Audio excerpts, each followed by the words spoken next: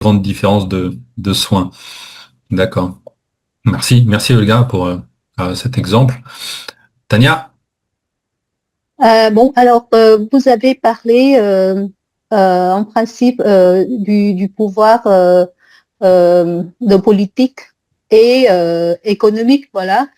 Mais il y a encore un pouvoir euh, euh, qui est, comment je peux dire, un pouvoir du savoir. En fait, si on nomme une maladie, on contrôle. Donc, c'est un peu, si on dit que voilà, quelqu'un est normal, quelqu'un n'est pas normal, alors on contrôle la situation. C'est un peu, je pense que c'est un peu cynique à vrai dire, c'est l'organisation de société, c'est un peu basé en fait sur ce pouvoir de nommer les choses.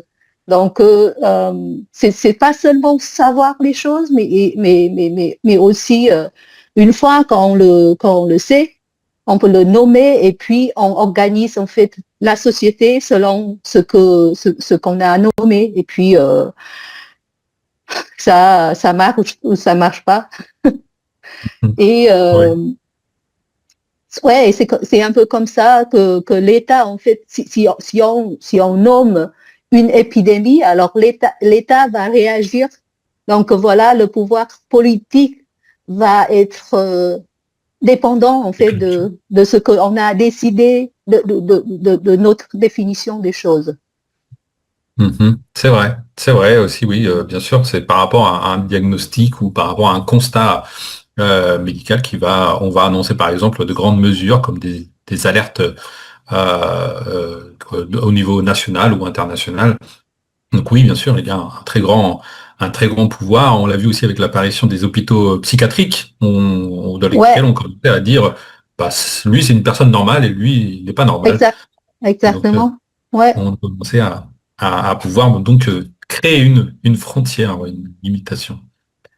D'accord, merci Tania pour cette autre dimension du pouvoir. Wendy?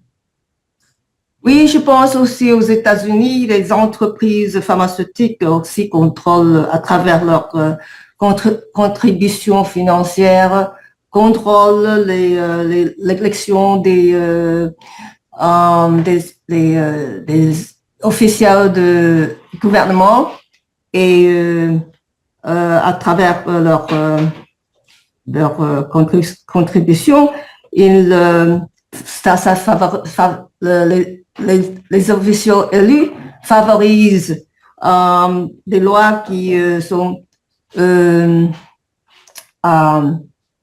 favorisent leur agenda, comme on dit, hein, et leurs produits, leur production, l'utilisation de leurs produits, quoi.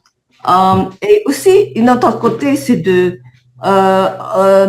concernant dans les domaines de recherche médicale, ça aussi, ça fait une influence sur quel type de recherche et aussi quelle sorte de médecine qu'on va utiliser et aussi sur l'aspect de l'éducation des facultés médecine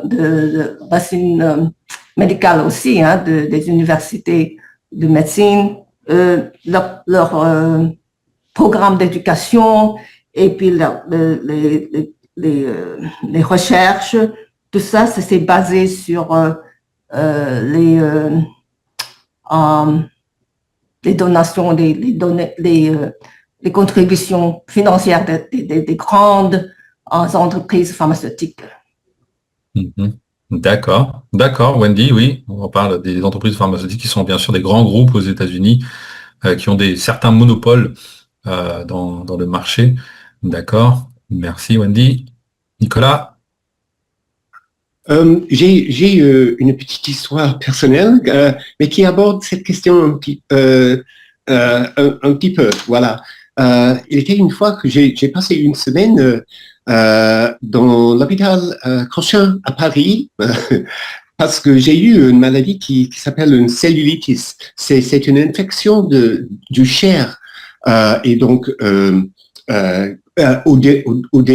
tout d'abord, on a pensé que c'était peut-être une congestion cérébrale, ou ça peut causer une congestion cérébrale. Mais après une semaine, ils ont décidé, il y a aucune connexion avec le système vénal et donc ils ont traité la maladie avec des antibiotiques et ça a marché très bien. Mais il a fallu payer l'hôpital. C'est pas de problème parce que j'ai eu l'assurance de voyageur. Et quand je suis retourné en Australie, je suis allé voir un médecin j'ai vu assez fréquemment, je n'aimais pas trop, et il m'a dit, en fait, et j'ai lui dit que je ne veux pas continuer de lui voir, et il m'a dit, en fait, si tu arrêtes de me voir, je ne signe pas votre ordonnance d'assurance. Il m'a fait du chantage. Voilà. Ah bon? Oui, exactement. Voilà, c'est une type de pouvoir des médecins sur les citoyens ordinaires comme moi. Voilà, c'est quelque chose qui est lié avec cette idée de pouvoir des médecins. Ouais, c'est le savoir. Incroyable. C'est vrai, c'est incroyable, Nicolas. Merci pour cette anecdote et j'imagine que tu n'es pas le seul à avoir vécu ce genre de situation. Et donc, bien sûr, on ne cherche pas à diaboliser les médecins, c'est pas du tout le cas, c'est juste raconter un petit peu la notion et l'évolution du terme de la médecine. Et c'est très intéressant justement ce que vous avez raconté pour pouvoir parler un petit peu de ce système de pouvoir qui est mis en place. Tania, tu voulais réagir peut-être à ce qu'a dit Nicolas? Oui, je voulais seulement ajouter que voilà, par exemple, dans certains pays, en fait, le métier de médecin, c'est un métier élitiste. Et donc, on limite la quantité d'étudiants qui peuvent étudier la médecine. Et comme ça, on peut contrôler le nombre des... Je savais pas du tout. C'est terrible. D'accord, merci Tania. Oui, donc alors de nouveau, je répète, je cherche pas bien sûr pas du tout à diaboliser ce très beau métier de médecin, mais il faut comprendre bien sûr qu'il y a, comme vous l'avez mentionné, et aussi on a eu des explications de Salvatore par rapport à comment était vue la médecine auparavant. Et il y a justement des traces écrites, le code d'Hammurabi qui est en Mésopotamie est vraiment est très glaçant de clarté sur cette inégalité qui existait déjà à cette époque, puisque on considérait que si un médecin sauvait un noble, il recevait donc une récompense, d'accord, pour avoir sauvé le noble, qui était l'équivalent de 10 sigles d'argent. Mais s'il sauvait un esclave, il en recevait 2 seulement. Donc on comprenait déjà qu'il y avait bien sûr, un déséquilibre avec la valeur de la vie selon si on était noble ou si on était esclave. Et même, donc, le code d'Hammurabi est célèbre pour être la représentation de la loi de Talion, c'est-à-dire dent pour dent, œil pour œil, dent pour dent. Donc, si un médecin tuait un noble, on lui coupait la main, d'accord? Il était responsable, il était fautif, on lui coupait la main. Mais par contre, si tuait un esclave, il avait juste besoin de rembourser le prix de l'esclave à son propriétaire. Et donc, l'esclave n'est pas un patient, mais plutôt un bien meuble, un capital à réparer. Donc on voit déjà que à une certaine époque, il existait déjà une sorte d'inégalité entre les membres d'une société, d'accord? Et alors c'est bizarre qu'on n'en a pas discuté, personne ne l'a mentionné, mais une autre source de pouvoir, eh bien c'est la lutte des genres aussi. Il faut comprendre que dans l'histoire de la médecine, eh bien c'est comme un hold-up masculin un petit peu sur le corps des femmes. Puisque au Moyen Âge, les femmes qui étaient des femmes qui étaient des guérisseuses déjà, qui étaient on les appelait justement les sages-femmes parce qu'elles étaient très instruites par rapport aux plantes médicinales. eh bien, elle détenait souvent le monopole de la naissance et même souvent de la mort. Et donc, il y a eu une prise de pouvoir qui a été faite quand justement les premières universités de médecine se créent à Paris. Il a d'ailleurs l'une des plus anciennes médecines qui existent en France, université de médecine qui existe en France, c'est à Montpellier. Eh bien, elles sont interdites aux femmes. Il y a une exception avec l'université de Salerne. Mais on était donc en train de monopoliser le pouvoir de la médecine chez les hommes. D'accord? Mon savoir, il est valide parce qu'il est écrit en latin et je l'ai appris à l'université. Alors que les femmes guérisseuses, elles étaient disqualifiées parce que leur savoir était plutôt empirique, il était oral, donc suspect, on considérait ça de la sorcellerie et donc on les brûlait, d'accord, pour maintenir justement ce contrôle donc du pouvoir de la médecine pour les hommes et non pas pour les femmes. Donc il y avait beaucoup de problèmes, il y avait beaucoup de luttes qui étaient représentées. On a un exemple avec Trotula et les faiseuses d'anges, qui étaient des femmes qui géraient ainsi la contraception et l'avortement. Et en les brûlant comme sorcières, l'Église et l'État patriarcaux, eh bien, ils reprenaient le contrôle sur la démographie. Et donc on a diabolisé un savoir féminin pour imposer un pouvoir masculin. Est-ce que vous pensez que cette lutte, elle existe encore entre les hommes et les femmes dans le monde de la médecine? Est-ce que il y a encore beaucoup d'inégalités, Akira? Oui, il y a 2 ans ou 3 ans, au Japon, on a découvert que on a contrôlé le nombre de femmes qui a passé l'examen de concours à l'entrée de l'université médicale.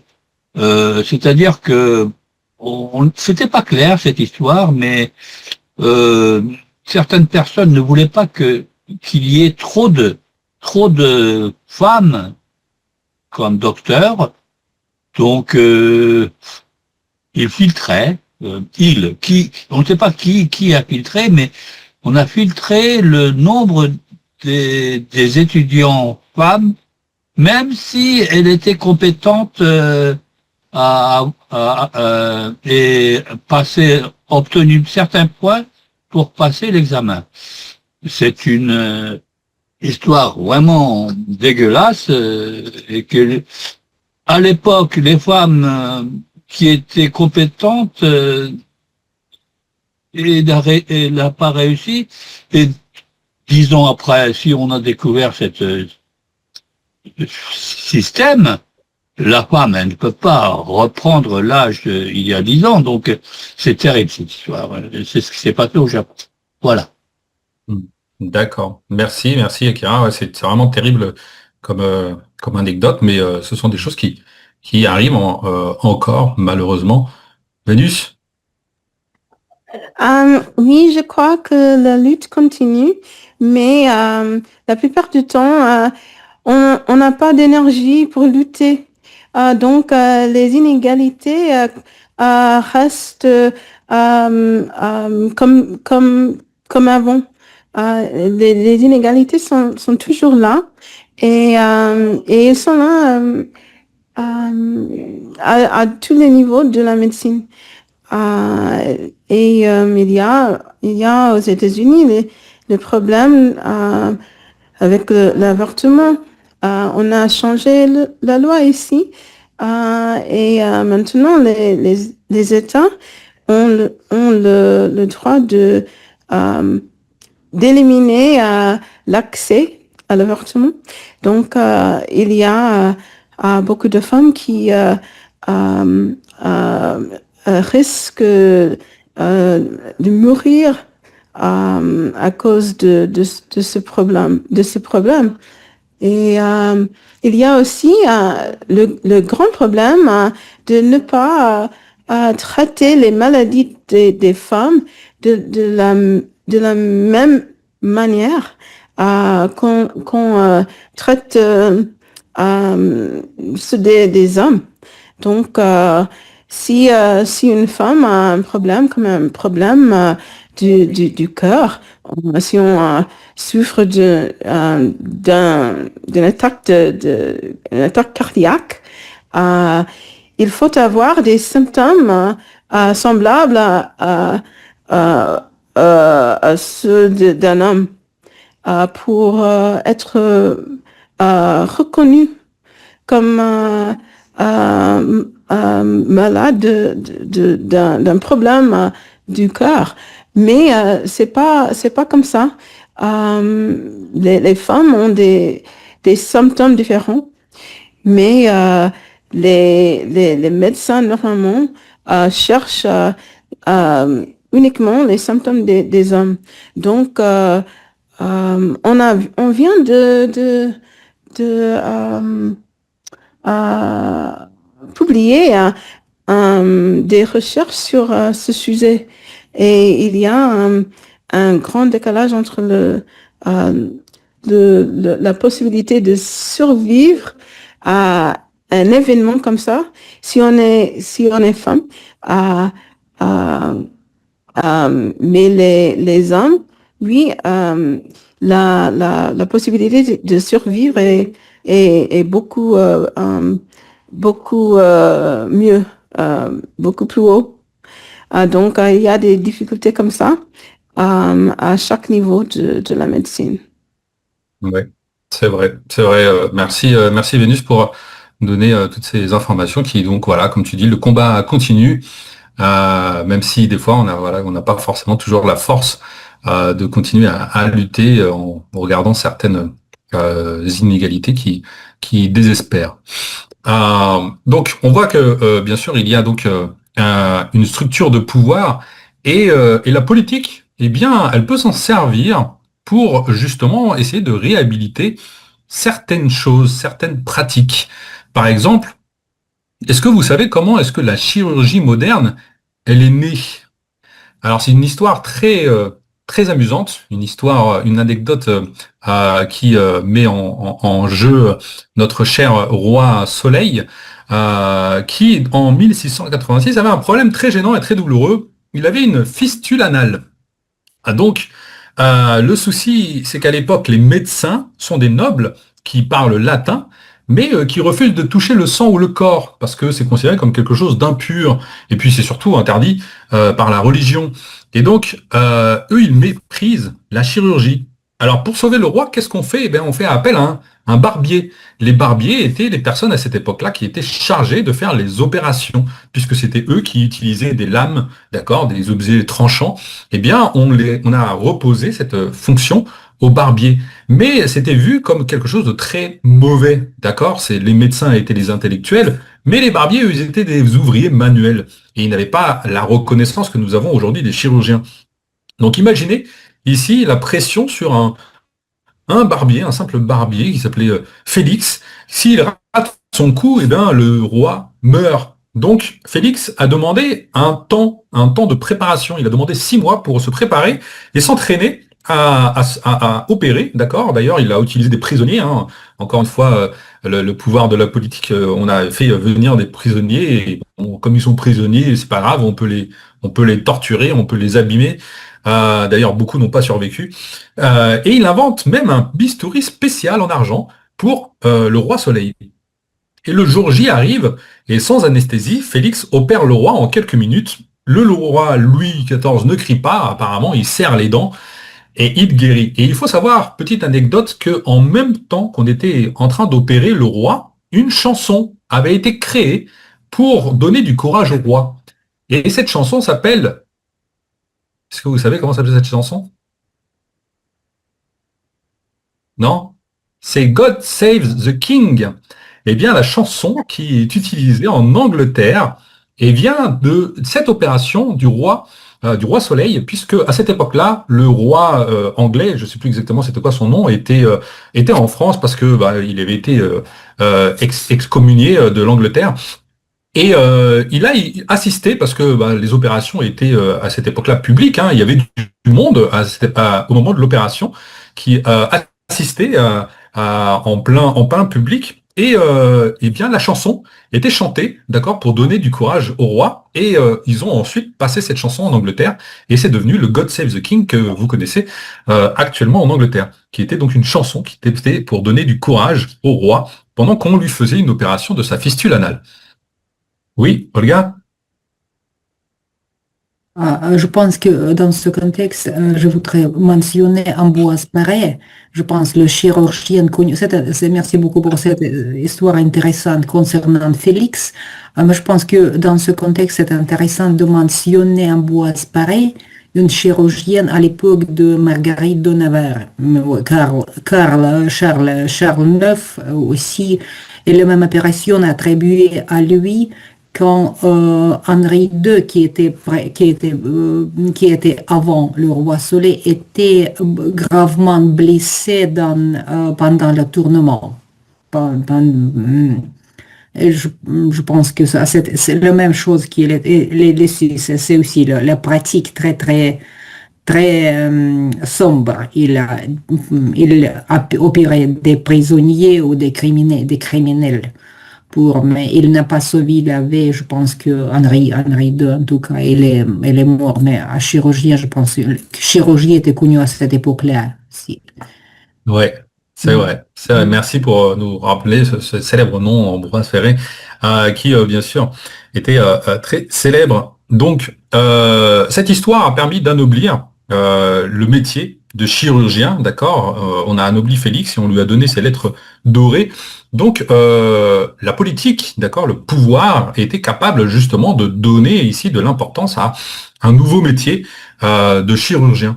D'accord, et de pouvoir populariser cette pratique grâce donc au derrière du roi. Et donc c'est comme ça qu'on voit que petit à petit les choses ont évolué dans la médecine. Alors pour pas vous retenir non plus trop longtemps, je vois qu'on est en train de déborder beaucoup.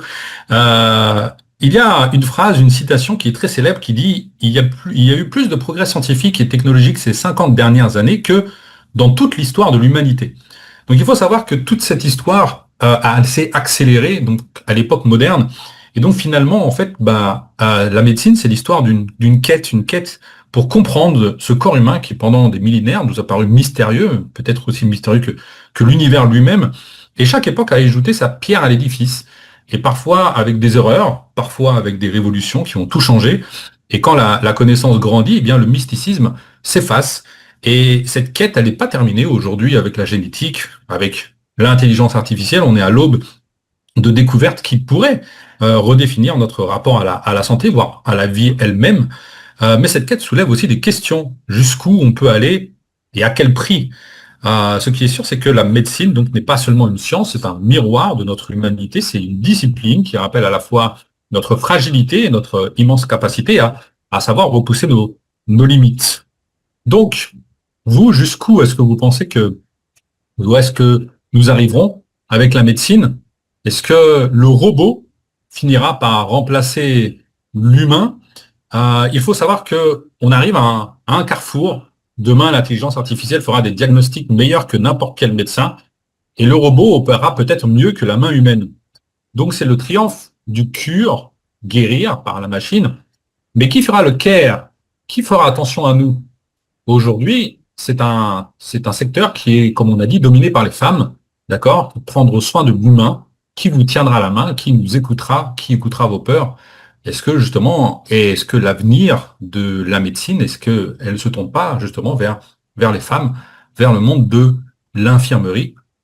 C'est ce qu'on espère peut-être, mais en tout cas, on ne sait pas exactement comment ça va évoluer encore aujourd'hui.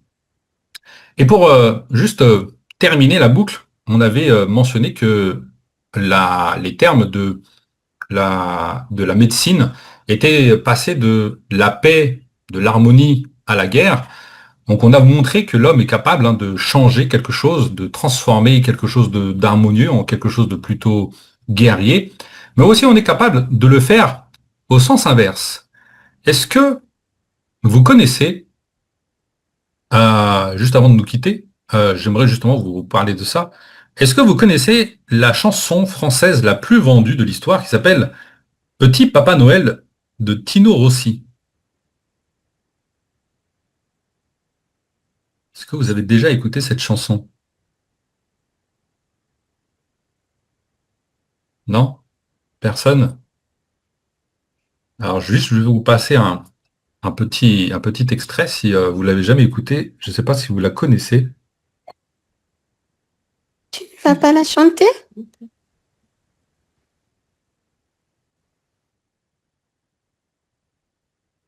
Vous avez déjà écouté cette chanson.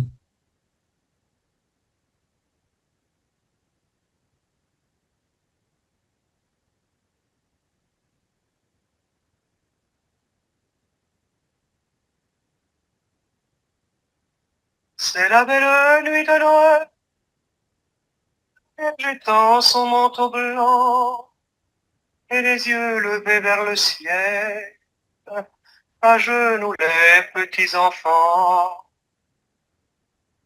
Est-ce que vous connaissez cette chanson? Non? Personne n'a jamais Non. écouté cette chanson. C'est une chanson classique de la musique. Alors, Tony Rossi n'est pas un Français, mais il l'a chanté en français. De la musique française, c'est une très belle chanson qui raconte les chants de Noël. Hein. Les chants de Noël, on connaît tous les chants de Noël. Ce sont des chants qui sont plutôt jolis et qui servent justement à apporter la paix, à apporter l'union. Et dans cette chanson douce, innocente, tous les Français savent que on parle d'un enfant, un enfant qui demande des jouets. D'accord? Donc, c'est des lettres classiques des chants de Noël. Cependant, cette chanson, eh bien, à l'origine, elle ne parle pas de Noël, elle ne parle pas de jouets. Il faut savoir que cette chanson était un cri de désespoir. À cette époque, nous sommes en 1944, et la France est en guerre, et la musique existe déjà, mais les paroles, elles sont différentes. C'est l'histoire d'une prière d'un enfant qui attend non pas des cadeaux, qui attend le père qui est prisonnier de la guerre en Allemagne. Et donc, dans la version originale, l'enfant, il ne demande pas de jouer, il demande à Dieu ou au Père Noël de ramener son papa à la maison. Et les paroles, donc, disaient implicitement, je ne veux pas de jouer, je veux que la guerre finisse. Petit à petit, on est sorti de la guerre, d'accord? On a changé, on est maintenant monté dans un monde qui est plus basé sur l'économie, sur le commerce, et donc on a transformé la chanson, d'accord? Mais cette métamorphose qui a été faite en 46, quand la guerre se termine, eh bien le chanteur Tino Rossi doit interpréter cette chanson dans un film, et le public veut oublier cette horreur, il veut rêver. Alors on demande au parolier, qui est Raymond Vinci, de réécrire l'histoire. Il efface la guerre, il efface le père prisonnier et il efface l'Allemagne. À la place, il met des jouets, il met des petits souliers et il met des rêves d'enfants.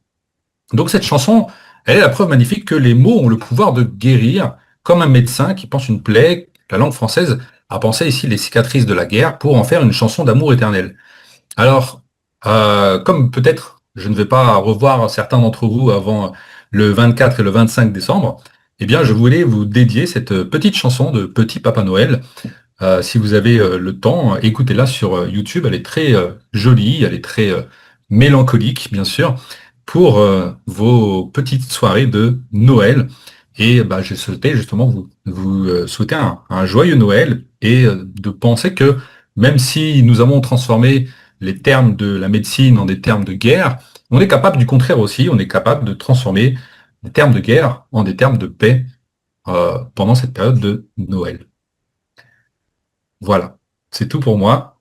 J'espère que vous avez apprécié cette petite présentation et je vous souhaite un très joyeux Noël pour ceux que j'aurai pas l'occasion de revoir. S'il te plaît, le copie, s'il te plaît, sur le chat. Merci beaucoup, Mathieu. Partagez, s'il vous plaît, la présentation, comme toujours, avec nous. Merci, grand merci, oui. Merci pour la présentation extraordinaire. Merci à vous, Olga. Merci toujours, Akira, aussi pour vos participations. Elles sont toujours très pertinentes, très enrichissantes. Merci beaucoup, Mathieu, pour une belle présentation comme d'habitude. Alors, je vous souhaite une très belle fête de Noël. Merci beaucoup, Anne. Je te souhaite de même de belles fêtes de Noël, surtout de bien partager avec vos familles, avec vos proches. Pour ceux qui fêtent Noël, je sais qu'on n'est pas tous de la même religion ici. Je sais que peut-être certains d'entre vous ne célèbrent pas Noël. Oui, Alpha. Merci Mathieu. Je vous souhaite joyeux Noël et on se voit, je crois, avant la fin d'année. Oui, avant la fin de On l'année, partira en vacances? on Non? se retrouvera. Non, moi je vais être là jusqu'au mois de janvier, février. Je vais prendre Ah, c'est des bien. petites vacances, Ok. mais Ok. je vais être par là. Oui, merci. Je vous souhaite joyeux Noël. Merci. Merci, Alpha, d'avoir participé. Alors attendez, je vais vous partager ici pour ceux qui souhaitent avoir le fichier. Alors attendez 2 secondes. Si vous voulez commenter quelque chose, surtout n'hésitez pas. En attendant, je vous partage Alors, le fichier. je voudrais dire que c'était super comme d'habitude et je te remercie beaucoup. Et puis, moi, je pense que la science doit aller toujours en avance parce que on a toujours la quête de savoir. Donc, la médecine va s'avancer encore beaucoup plus. Et parce que pour moi, en ce moment, en fait, la médecine est toujours de l'art plutôt que de science, que de la science. Donc, j'espère que dans 100 ans, peut-être, ça sera plutôt de la science que de l'art. Ouais, c'est vrai. C'est vrai. Et de Il y l'art, a, et il y a une surtout limite. avec les médecines esthétiques, voilà, c'est du l'art. Non, Changer tout. mais même avec les choses qu'on croit, qu'on connaît, mais à vrai dire, on ne connaît pas. Le corps humain est toujours mystérieux comme, bon, peut-être pas comme avant, mais toujours très mystérieux. Oui, tout à fait.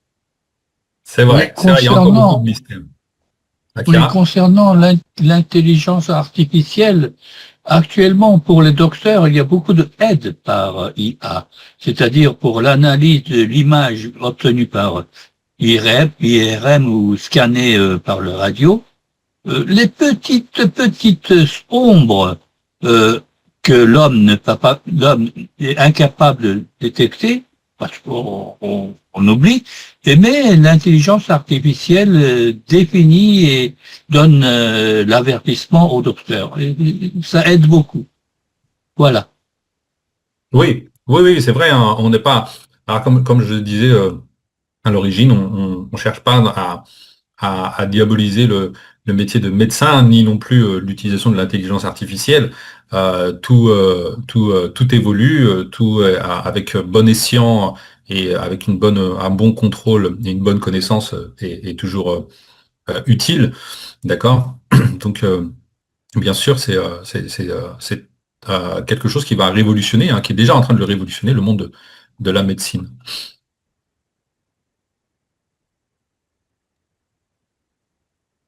Ok. Quelqu'un d'autre Alors, tu veut... fais quoi pour Noël?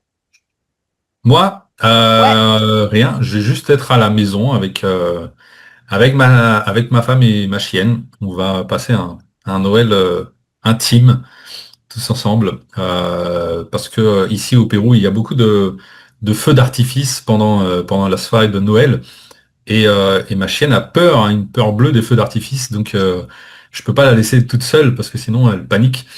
Et donc on a décidé de rester à la maison pour l'accompagner. Tu peux essayer l'hypnosé. L'hypnose, ouais, ce serait une bonne méthode. On lui a acheté ouais, comme une espèce de casque, une espèce de couche de tape-oreille pour voir si ça peut fonctionner. On a déjà essayé de lui mettre, mais elle essaye toujours de l'enlever, donc finalement je pense pas que ça va servir de grand-chose. Mais bon. Mais bon. Et vous Bon, allez faire quoi? moi aussi, cette année, je pars pas. Normalement, je pars toujours, mais cette année, je vais rester à la maison, tranquille. Tranquille à la maison. D'accord. Tranquille à la maison. Ok.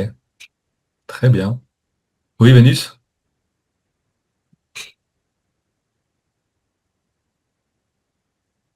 Ton micro. Ton micro. Ah, oui. Oui, j'avais pas de questions, mais merci beaucoup. Merci beaucoup pour tout ton travail. Oui, j'apprends beaucoup de choses pendant tes cours. Et c'est toujours excellent. Merci beaucoup. Mhm. Merci Vénus. Je suis tout à fait d'accord. Et bonne fête. Merci, bonne fête à toi aussi, et puis bonne fête tout le monde. J'espère que vous allez passer un bon réveillon pour ceux avec qui on ne va pas forcément se revoir avant Noël, pardon. Après Noël, oui, après Noël, on va se revoir vendredi. La semaine prochaine, s'il y a cours, c'est juste jeudi qui est férié, et mardi et mercredi soir, je Et crois. mercredi, presque. Ouais. Ouais, mais j'attends impatiemment, en fait, la semaine prochaine, parce que le sujet m'intéresse beaucoup. Donc, on va voir C'est quoi le sujet de la semaine prochaine? les contes de fées. Ah, les contes de fées. Ah, Ouais. d'accord. Ok. Ça, on a parlé un petit peu de ça avec les héros, mais on va essayer d'en rediscuter. Vous êtes focalisé sur les contes de Noël. Je vais voir ce que je peux vous préparer. Ah oui, ça Impeccable. sera fantastique, oui. Mathieu, sois toujours en excellente santé. Merci Olga. Je vous souhaite la même chose pour vous aussi, bien sûr. La santé, c'est le principal. Merci beaucoup. Merci beaucoup pour grand plaisir avec la présentation, oui, toujours. C'est toujours très enrichissant, très intéressant, très Merci. Merci. Beaucoup de Merci. traits. Oui, ça fait beaucoup de traits. Ouais. Écoutez, merci beaucoup en tout cas d'avoir participé. Je vous souhaite un bon week-end et on se retrouve la semaine prochaine. Bonne soirée et Merci beaucoup. Au revoir. joyeux Noël. Salut tout le monde.